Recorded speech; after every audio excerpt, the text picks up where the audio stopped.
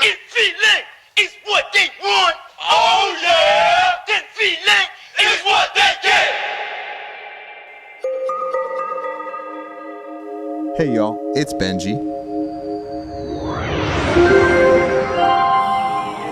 I think I finally have a satisfying response to the question of why handheld gaming has exploded once again in the past couple years. A lot of people, including me, thought that smartphones would eat the Game Boy's lunch, so to speak. We have an all-in-one device. What space in the world is there for another, bigger, more cumbersome device that we're supposed to take on the go to play games when we have a million at our fingertips on the little thing we already have in our pockets, usually for a very low cost, too. The Wii U to Switch move was among Nintendo's smallest graphical leaps between home consoles, maybe second only to the Wii post the GameCube. It's very much a case of lateral thinking with cheaper tech, the Gunpei Yokoi classic. It's harder than ever to find the activation energy to inspire yourself, let alone someone else, to slow down and invest in an escape or an artistic world. There's so much competition for our energy, but as the graphics race slows exponentially, a handheld form factor has a handful of key appeals. First, it feels like a toy, so it's immediately captivating on a kinesthetic, undeniable level. The physicality, that instant fun, hooks you. This is also, to me, where the Steam Deck comes up short. I don't have small hands, but I find it confusing and uncomfortable to hold. It feels like what it is, a PC trying to fit any features you may want into a portable form factor, instead of putting some blinders on and guiding you to a focused play experience. This leads me to the second key appeal of handheld gaming in 2025. The form factor meets people where they're at. Only have time for a short session? Maybe you can only play on the train? Can you only play at the end of the day when your roommate is watching Severance on the TV, or you just want to play in bed?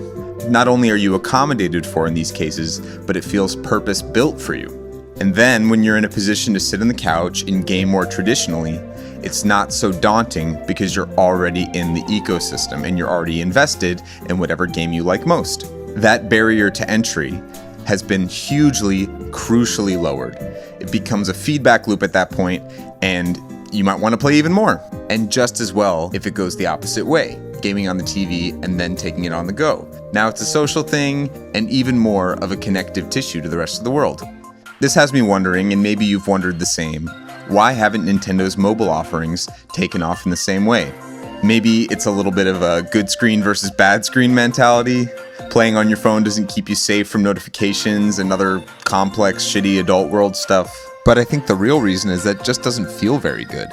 Fire Emblem Heroes has had success. Pokemon Go is obviously Pokemon Go.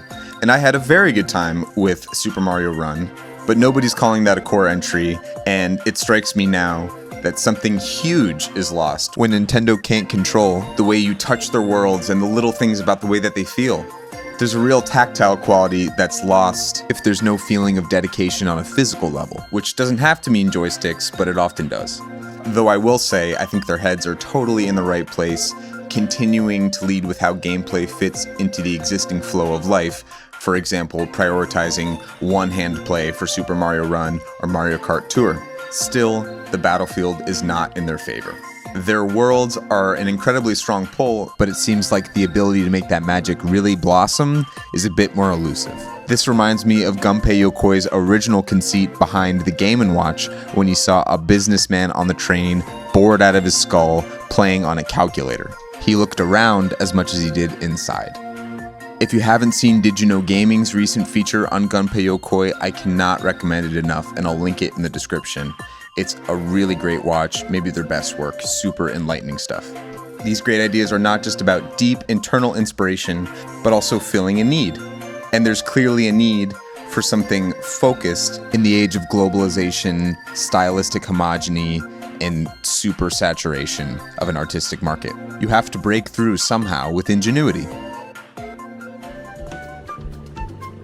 The resurgence of handheld gaming makes sense when you think about it as a foil or a subversion of modern attention span problems. Maybe it's a little bit of nostalgiaism or going back to the past, but I think only in that people long for something simpler.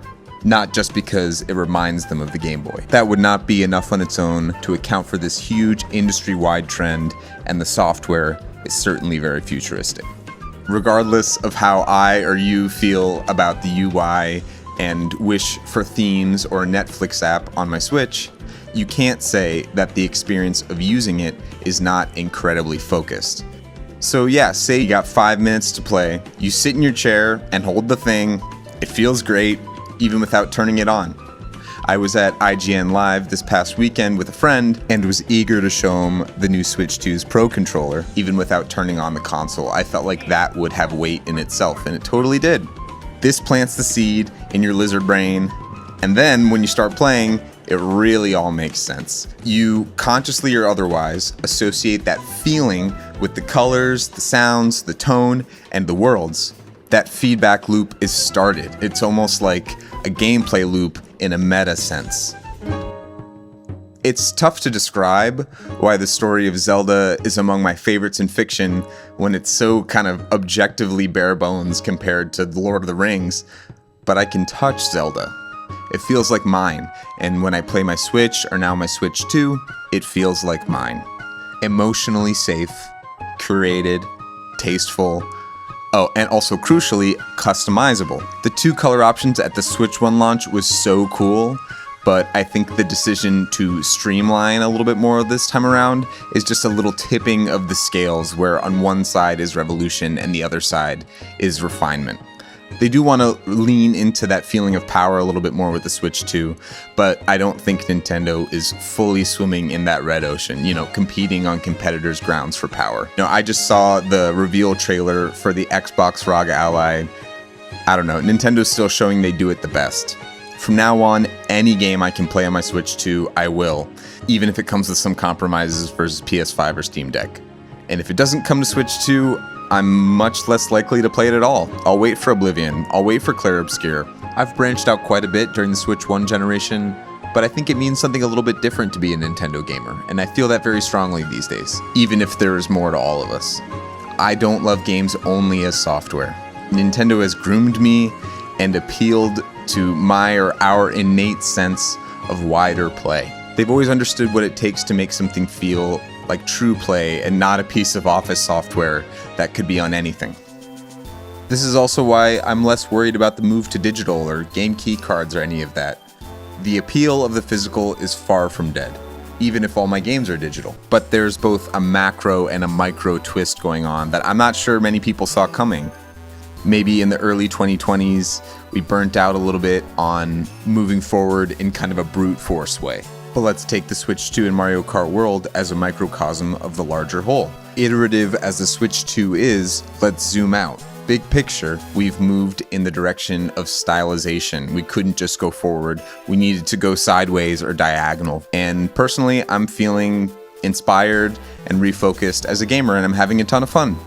Games are not just software, they are a physiological experience. And the Switch 2 is nailing it for me so far.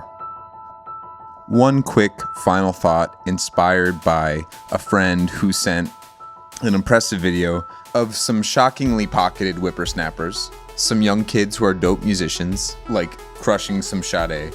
They're called the Greystones, I'll link them in the description of course. But the friend who sent it is an old head and significantly less online, and his shock brought up a thought. He's an old school rock guy, and he was taken aback that in the age of TikTok, any kids would put in the time to get good. And while my immediate response was that everybody stands on the shoulders of giants, I think he's spitting too.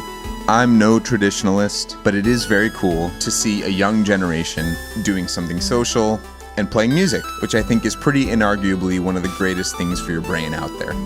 I just want to say, when it comes to the state of gaming, or the state of a young generation, or the state of graphics, or of world building, or even AI, never let the doomer mentality take over. Technology and art is created by people, for people, and I don't think that's ever going to stop being the case. I'll definitely go into further detail in the future about my thoughts in AI, but for now, I hope everybody is enjoying the Switch 2 if you want to, and I'll talk to you very soon. Love you, bye.